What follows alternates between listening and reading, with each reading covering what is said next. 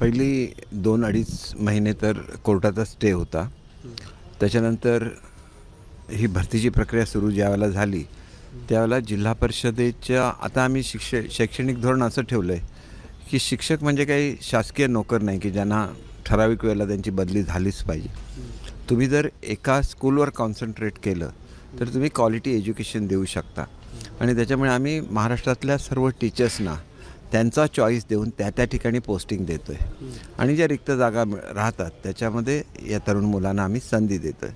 परंतु त्यांचं जे रोस्टर असतं ते रोस्टर पूर्ण झालेलं नव्हतं आणि ते आपल्याला शेवटी तपासून घ्यायला लागतं. आपला जो कक्ष असतो रोस्टर तपासायचा त्यांच्याकडून मागास त्याला मागास कक्ष म्हणतात म्हणजे तर त्याच्याकडून ते तपासून घ्यायला लागतं. तर ती प्रक्रिया व्हायला त्यांना थोडासा उशीर लागला आणि आम्ही 5 डिसेंबरला त्यांना जाहिराती प्रसाद करायला सांगितल्या होत्या.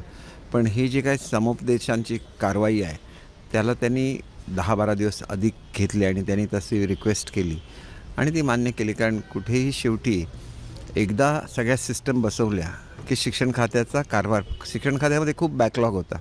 प्रत्येक सिस्टम मी बसवलेली आहे. असाच प्रकार आहे टप्पा अनुदानाचा सगळ्यांना एका वेळेला एका ठिकाणी आणलेला आहे.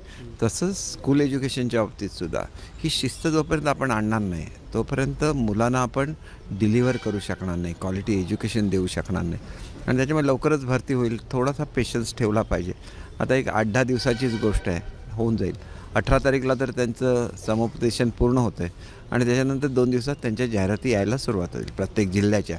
कारण विद्यार्थ्यांना शेवटी चॉईस द्यायला लागतो. नाही तर आम्ही एक जिल्हा जर करायचा असता तर ते टप्प्याटप्प्याने सगळे आलेलेच होते ना आमच्याकडे. मग मुलांनी नंतर म्हटलं असतं की मला ह्या जिल्ह्यामध्ये जायचं होतं पण त्या जिल्ह्याची जाहिरातच आली नाही. त्यांनी स्वतःच्या हिताचा सुद्धा विचार केला पाहिजे की मला नेमकं कुठे जायचं आहे. कारण आयुष्यभर आता तिथंच राहायचं आहे, त्याच शाळेवर राहायचं आहे, डेडिकेशन करायचं आहे त्या गावाच्या प्रती. तर ते सिलेक्शनचा तुम्हाला अधिकार असतो, तो त्यांनी सिलेक्ट करावा आणि मुलांना क्वालिटी एज्युकेशन द्यावं. क्वालिटी एज्युकेशनसाठी एखादा शिक्षक जर का एका शाळेवर नेमला गेला तर तो निवृत्त होतपर्यंत त्याच शाळेवर राहील असं नियोजन आहे. हे बघा काही एक्सेप्शन्स आहेत त्याला, जसं पती-पत्नी एकत्रीकरण आहे, एखादा सिरियस आजार आहे. परंतु अदरवाईज माध्यमिक शाळेला जेव्हा तुम्ही शिक्षक म्हणून लागता आयुष्यभर त्याच शाळेमध्ये तुम्ही काम करता ना, क्वालिटी एज्युकेशन देता, मुलं तुमचा एवढा रिस्पेक्ट करतात. ते सुद्धा स्कूल आहे, त्याचा पगारसुद्धा आम्हीच देतो. मग तिथे लोक का राहतात एकाच शाळेमध्ये एवढी वर्ष.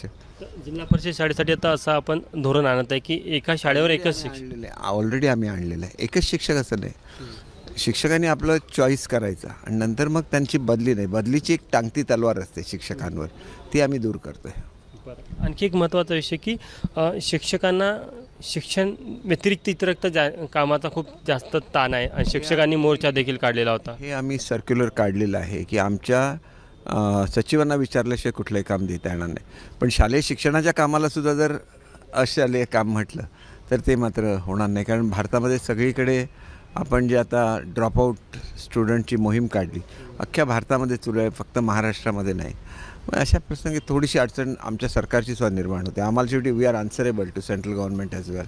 विशेष करून निवडणूक आयोगाचं काम त्यांना सर्वात जास्त असतं ती त्यांची एक तक्रार आहे. निवडणूक आयोग आणि सेन्सस ही कामं कोणालाच चुकत नाहीत. Any department it is compulsory for everybody. They cannot deny केलं तर तुमच्यावर कारवाई होते. त्या व्यतिरिक्त इतर योजनांच्या कामामध्ये आता शिक्षकांना घ्यायचं असेल तर विभागाला विचारावं लागेल. कारण कुठलाही विभाग सहजासहजी अवेलेबल आहे म्हणून शिक्षकांनाच काम सांगायचं ते आम्ही कमी करतो आहे. त्याच्यानंतर आम्ही वेगवेगळ्या ॲप डेव्हलप करतो आहे. त्याच्यामुळे त्यांना रेग्युलर करायला लागणारी जी कामं आहेत जशी मुलांची हजेरी लावणं, मुलांचं रेकॉर्ड तयार करणं, हे सगळं जर आपोआप झालं त्यांचं काम 80% कमी होऊन जाईल. आणि त्यांना असं टीचिंगवरच म्हणजे ही जी इतर कामं असतात त्यांचे वेगवेगळे रिपोर्ट्स भरा, अमुक करा, ही कामं कमी होऊन गेली तर मग काय त्यांना 30-40% तो लोड कमी झाला. ते can concentrate more on education. शाळा समायोजनाच्या माध्यमातून समूह शाळा एक नवीन संकल्पना आली. कुठेतरी जिल्हा परिषदच्या शाळा कमी करण्याचा देखील एक आरोप होतो सरकारवर. नाही, बिलकुल नाही. एकही शाळा बंद होणार नाही. ऑन द कॉन्ट्ररी आम्ही प्री प्रायमरी सुरू करतो आहे, म्हणजे ज्याच्यामध्ये बालवाटिका 1, बालवाटिका 2, बालवाटिका 3 पहिली आणि दुसरी असणार आहे. शेवटी प्रत्येक मुलाला शिक्षण द्यायलाच लागतं, पण ते कसं द्यायचं हे आपण ठरवलं पाहिजे. एका वर्गामध्ये एकच मुलगा असेल तो खेळणार कोणाबरोबर? त्याची वाढ थांबते. तुम्ही बघितलं तर त्याचं जो बुद्ध्यांक असतो तो कमी होतो आणि तो जवळजवळ 35% होतो. म्हणजे एकत्र शिकतात त्यांचा तो 70% असतो. म्हणजे he is deprived of that opportunity असं होतं ते. त्याच्यामुळे असा गैरसमज करता कामा नये. शेवटी एज्युकेशन इज मोर इम्पॉर्टंट. आणि मी तुम्हाला एक गॅरंटी देतो, मी शिक्षण मंत्री आहे. एक मुलगा जर एखाद्या लांबच्या वाडीमध्ये असेल, मी त्याच्यासाठी स्पेशल शिक्षक पाठवून त्याला घरी शिकवण्याची व्यवस्था करेन. एकाही मुलाला वंचित व्हायला देणार नाही. परंतु इश्यूज तयार करायचे नसतात. इश्यूज विनाकारण तयार करायचे आणि शिक्षणावर परिणाम. बघा, आता मी 1 वर्षामध्ये जवळजवळ सगळे प्रश्न सोडवले शिक्षकांचे. तुम्ही मला एक महाराष्ट्राची हिस्ट्री काढा आणि महाराष्ट्राच्या संपूर्ण हिस्ट्रीमध्ये एवढे प्रश्न कोणी सोडवलेले दाखवा 1 वर्षामध्ये. मी का करतो आहे? मला गुरुजनांबद्दल आदर आहे. परंतु त्याच्यापेक्षा जास्त पुढे जाऊन मी विद्यार्थ्यांच्या खात्याचा मंत्री आहे, शिक्षकांच्या खात्याचा मंत्री नाही. शिक्षक हे एक सुंदर असं माध्यम आहे विद्यार्थी घडवण्याचं आणि विद्यार्थीच घडवले गेले पाहिजेत. आणि त्याच्यासाठी तर मी सगळे म्हणजे अगदी तुम्ही नवीन शिक्षक भरती केली आणि शिक्षक सेवक असेल त्याचा पगारसुद्धा मी जवळजवळ 4 टाईम्स वाढवला. लॅब असिस्टंटचा वाढवला. सगळीकडे जिथं जिथं शक्य होतं सगळ्यांना न्याय देण्याचा प्रयत्न केला. आता ही जिल्हा परिषदेची पहिल्याच टप्प्यातली भरती जवळजवळ 24,000 शिक्षकांची आहे. छोटी भरती नाही. एकंदर मी 30,000 दोन्ही डिपार्टमेंटला म्हणत होतो, पण ह्याच्यामध्ये 80% जिल्हा परिषदेलाच 24,000 द्यायला लागतात. समूह 50 द्यायला लागतील. समूह शाळांमध्ये जो एक प्रमुख समस्या समूह शाळेमध्ये असं आहे की जी आपल्याला एकंदर 18 सेवा वेगवेगळ्या द्यायला लागतात, ह्या एका ठिकाणी असणार. मग समूह शाळेत जायचं की नाही हे मुलांनी ठरवलं पाहिजे. That is their option. मुलं आणि त्यांचे पालक आपलं गाव सोडून शहरामध्ये जातात आणि इंग्लिश मिडियममध्ये आपलं नाव भरती करतात.